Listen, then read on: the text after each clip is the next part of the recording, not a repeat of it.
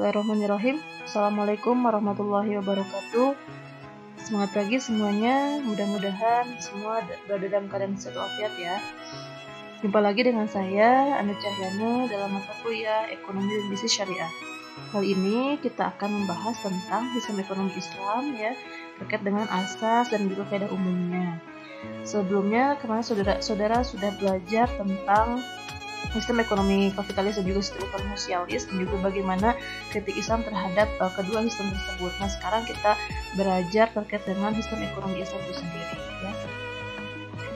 Baik, adapun pembahasan yang akan disampaikan pada pembelajaran kali ini ya, pertama akan dibahas terkait dengan pilar-pilar otonomi Islam ya, yang terkait dengan sistem ekonomi Islam itu yaitu berkaitan dengan konsep kepemilikan ya. Dan yang selanjutnya kita juga nanti akan berbicara tentang bagaimana pemanfaatan kepemilikan ya, yang terkait dengan kepemilikan individu, umum maupun negara. Jadi dua hal ini yang akan kita bahas yang menjadikan ciri dari sistem ekonomi Islam itu sendiri. Oke, kita lanjutkan ya. Nah, di sini sebenarnya sistem ekonomi Islam itu, dalam sistem ekonomi Islam ya, manusia itu sebenarnya diperbolehkan untuk memiliki harta kekayaan ya, yang sekaligus berfungsi sebagai solusi terhadap problem yang mendasar dari ekonomi, yaitu problem distribusi harta kekayaan. Nah, seperti pada pertemuan sebelumnya disampaikan bahwa inti dari permasalahan ekonomi dalam Islam itu adalah pada distribusi harta kekayaan. Nah, di sini sebenarnya mengandung arti bahwa kita sebagai manusia itu boleh ya, diperbolehkan untuk memiliki harta kekayaan, atau boleh untuk menjadi seorang yang kaya raya gitu ya, memiliki banyak harta agar nanti bisa banyak juga berderma, banyak juga berbagi kepada yang membutuhkan. Nah, namun di sini agar manusia benar-benar dapat tertib dan juga teratur dalam penguasaan terhadap harta kekayaan tersebut, maka di situ Allah telah menetapkan ya, memberikan sejumlah aturan kepada manusia secara berlapis-lapis yang memang di sini termuat dalam pilar-pilar ekonomi Islam, atau aturan tersebut sebenarnya sudah ada dalam Al-Qur'an gitu ya. Nah, kemudian di sini kita berbicara tentang pilar-pilar ekonomi Islam. Apa saja sebenarnya yang memang ada yang dibahas dalam sistem ekonomi Islam itu? Pertama terkait dengan kepemilikan ya, kemudian pemanfaatan kepemilikan itu seperti apa, yang diperbolehkan juga diharamkan, dan juga yang terakhir adalah bagaimana terkait dengan distribusi harta kekayaan ya. Ini yang menjadi 3 topik utama kita. Oke, kemudian di sini ya kita ketahui bersama bahwa yang namanya kepemilikan itu dalam Islam terbagi 3 ya. Ada kepemilikan individu salah satunya, atau milkiyah fardiyah. Nah, kepemilikan individu ini dengan kata lain adalah merupakan izin syariat pada individu ya untuk memanfaatkan suatu barang melalui sebab kepemilikan. Jadi jelas di sini kepemilikan individu itu adalah kepemilikan barang atau harta yang melekat pada individu tersebut ya. Dan itu individu tersebut berhak untuk memanfaatkan barang tersebut ya melalui sebab kepemilikannya, kan ya. Nah, di sini juga dibahas ya, apa saja sebenarnya sebab-sebab kepemilikan bagi seorang individu dalam memperoleh harta gitu kan ya. Nah, pertama, sebab kepemilikan itu bisa berasal dari bekerja. Jadi ketika seseorang bekerja, kemudian dia mendapatkan upah ya, mendapatkan fee, gaji. Nah, kemudian dari gaji tersebut misalkan dibelikan harta dan sebagainya, itu adalah salah satu sebab kepemilikan seseorang terhadap kepemilikan individu ya, bisa disebabkan karena dia bekerja.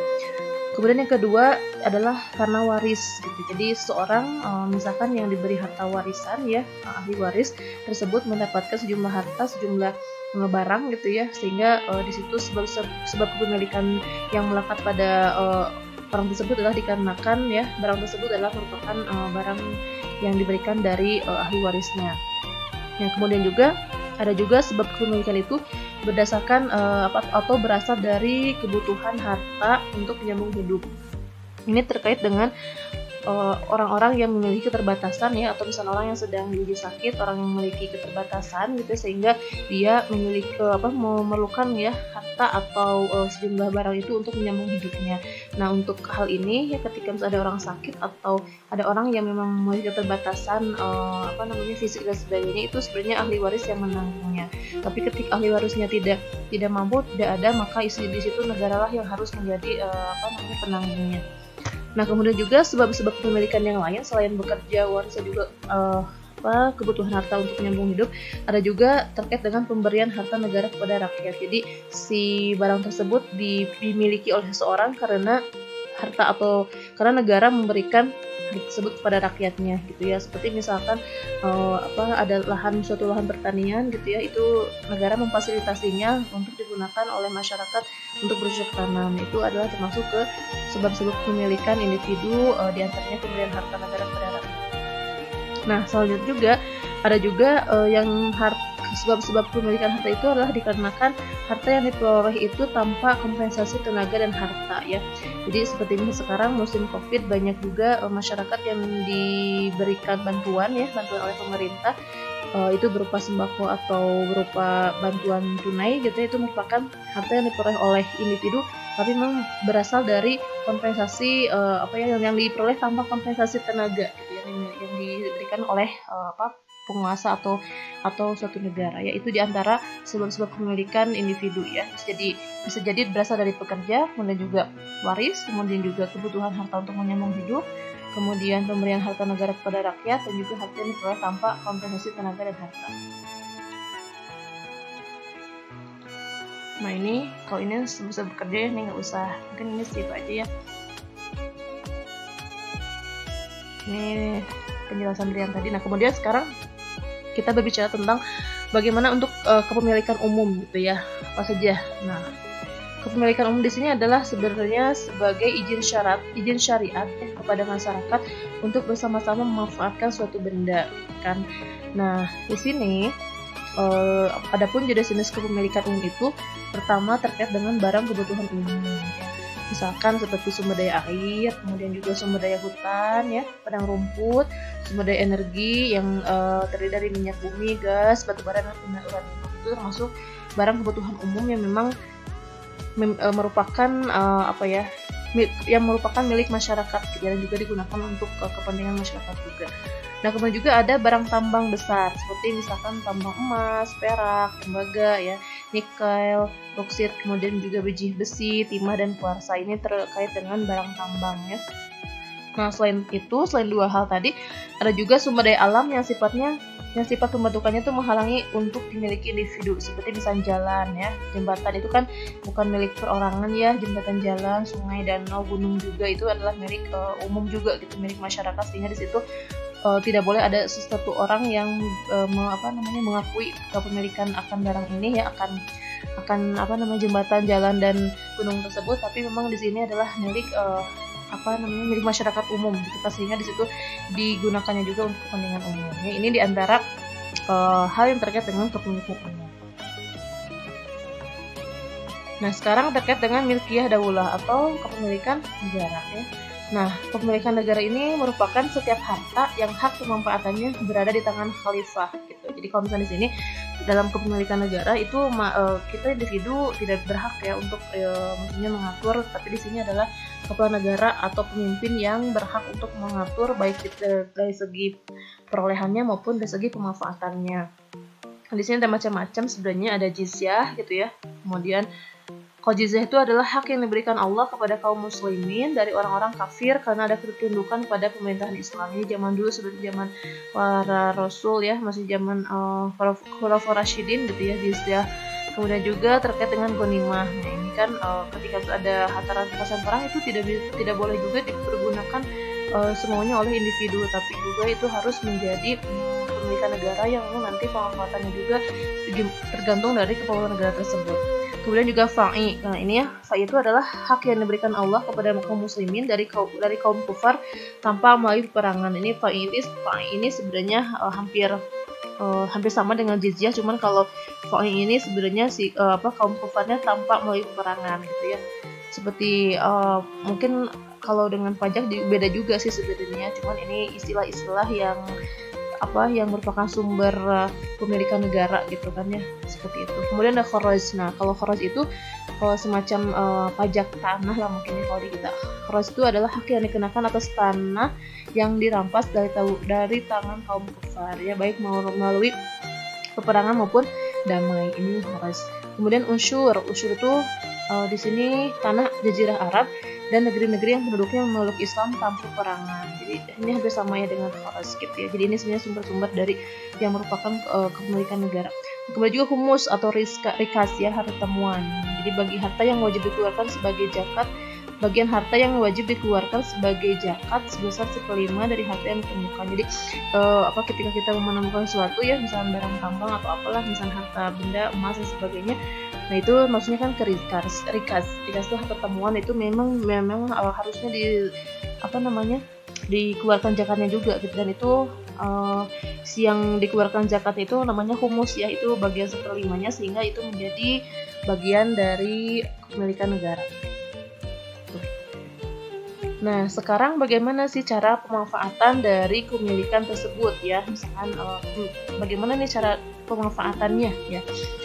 Nah, di sini dalam hal pemanfaatan atau at-tasyarruf bil milkiyah ya, di sini ada beberapa hal. Jadi pertama, ada pemanfaatan itu ada yang berkaitan dengan penggunaan kepemilikan. Jadi bagaimana sih harta tersebut digunakan ya? Dan di sini ada rambu-rambunya, ada yang dihalalkan dan juga ada yang diharamkan. Penggunaan harta yang dihalalkan dan juga penggunaan harta yang diharamkan. Nah, seperti apa nanti kita bahas.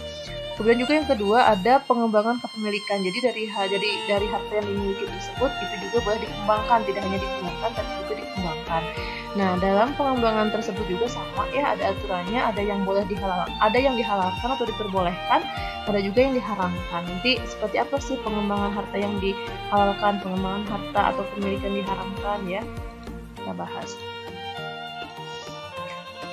Nah, ini terkait dengan penggunaan harta yang dihalalkan. Jadi apa saja sebenarnya terkait dengan kepemilikan ya, ini yang diperkenankan atau dihalalkan. Pertama di sini ada mubah itu boleh ya.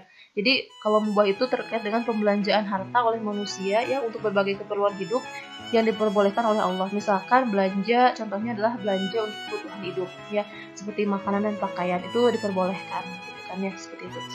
Nah, kemudian juga ada penggunaan kepemilikan yang dihalalkan itu adalah wajib sifatnya ya. Contohnya misalkan pembelanjaan harta yang harus dikeluarkan berkaitan dengan zakat, atau pembelanjaan harta yang dikeluarkan berkaitan dengan nafkah yang menghidupi kebutuhan keluarga, atau nafkah itu wajib dikeluarkan.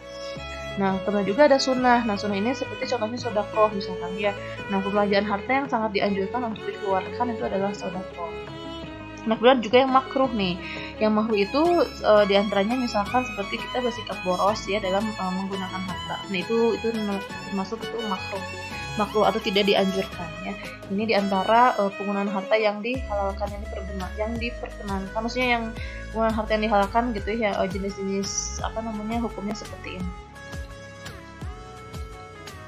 Nah, kemudian sekarang apa saja sebenarnya terkait dengan penggunaan harta yang diharamkan, yang tidak boleh ya.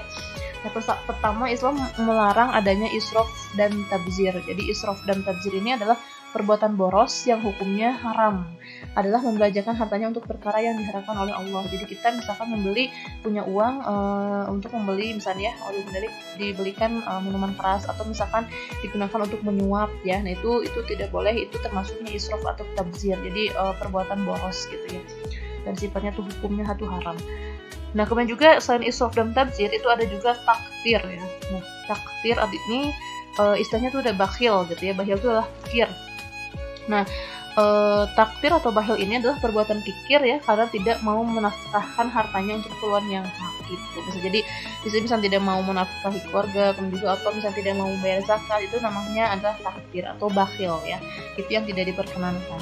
Nah, ada juga nih terkait dengan penggunaan kepemilikan harta itu ya, yang diharamkan adalah tarif. Nah, kalau tarif adalah bermewah-mewahan ya, atau berpoya-poya dengan membelanjakan hartanya untuk penyalahgunaan atau berbuat maksiat. Ini namanya tarif, ini juga tidak diperkenankan ya. Ini diantara penggunaan kepemilikan yang memang tidak diperkenankan dalam Islam ya. Ada israf, tabzir, taktir, dan tarif. Oke, kita lanjut ya. Nah, sekarang berkaitan dengan pengembangan kepemilikan gitu ya. Tadi kan berkaitan dengan berkaitan dengan penggunaan kepemilikan ya, ada yang dihalalkan dan juga ada diharamkan gitu ya. Nah, sekarang kita berbicara tentang pengembangan kepemilikan, karena tadi barang yang atau harta yang kita miliki itu tidak harus juga kita gunakan semua, tapi juga perlu dikembangkan ya. Nah, apa saja yang dihalalkan gitu ya? Yang pertama di sini dalam hal pertanian gitu ya. Jadi bidang pertanian yang diatur oleh Islam itu menyangkut hukum-hukum tanah ya, dalam bagaimana cara mengolah tanah, atau misalkan di sini juga ada larangan untuk menyewakan lahan pertanian. Biasanya kalau untuk petani ini sifatnya kerjasama ya, syirkah. Jadi bagi petani yang punya lahan ataupun bagi orang yang punya modal itu nanti syirkah ya, syirkah, sehingga petani tersebut nanti yang akan menjalankan usaha pertanian tersebut ya. Namun di sini sebenarnya tidak boleh juga lahan pertanian tersebut disewakan ya, tapi harusnya memang kalau lahan pertanian itu adalah disyirkahkan, jadi kerjasamakan. Nah, ada juga nih pengembangan kepemilikan itu dalam hal perdagangan gitu, sehingga dari harta yang kita miliki itu dikembangkan dalam hal perdagangan. Ini biasanya disebutnya jual beli ya, atau jual beli ini hukumnya mubah atau boleh ya. Nah, jual beli ini biasanya dalam Islam itu dikenal dengan akad murabahah ya, akad murabahah, kemudian juga akad istisna, kemudian juga akad salam gitu ya. Nanti mungkin saudara setelah UTS akan belajar ini. Nah, kemudian juga dalam pengembangan kepemilikan juga dapat juga dilakukan dalam bidang industri ya, atau manufaktur. Nah, di sini misalkan terkait dengan pengembangan sebuah produk ya, membuat bahan baku memproduksi bahan baku menjadi barang jadi. Nah, itu maksudnya ke industri atau manufaktur. Nah, kemudian juga di sini ada juga dalam hal syirkah ya, dalam hal kerjasama antara satu orang atau dua orang lebih ya, untuk nanti dari usaha tersebut didapatkan bagi hasilnya nanti akan dibagi sesuai dengan kesepakatan ya. Ini diantara pengembangan kepemilikan yang diperkenankan. Oke, kita lanjut. Ini di skip aja. Nah, sekarang pengembangan kepemilikan ya yang diharamkan. Jadi tadi kan pengembangan kepemilikan yang diperkenankan, yang dihalalkan. Nah, ini ada pengembangan kepemilikan yang diharamkan. Nah, pertama di sini tidak boleh ada riba ya dalam utang piutang, ini jelas tidak boleh ya. Riba dalam utang piutang, kemudian juga adanya riba dalam jual beli ya. Ini jual beli valuta asing ya, seperti misalnya tukar menukar uang rupiah dengan uang asing ya. Itu misalnya ada kelebihan, itu semua tidak boleh ya. Maksudnya itu adalah riba juga. Kemudian perjudian jelas tidak boleh. Jadi segimanapun juga bisa uang yang diperoleh dari hasil perjudian itu diharamkan ya. Kemudian juga penimbunan, nah ihtikar istilahnya. Jadi ketika barang ditimbun ya agar bisa nanti harganya melambung tinggi ya. Nah, itu juga tidak diperkenankan pengembangan kepemilikan seperti itu. Nah, kemudian juga apalagi penipuan ya atau gaben, kemudian juga penipuan tadlis. Kalau tadlis itu dalam jual beli ya, ini juga sama. Penipuan dalam jual beli itu tidak diperkenankan meskipun misalkan untungnya dapatnya banyak gitu ya. Nah, kemudian juga di sini menyewakan lahan pertanian seperti tadi disampaikan.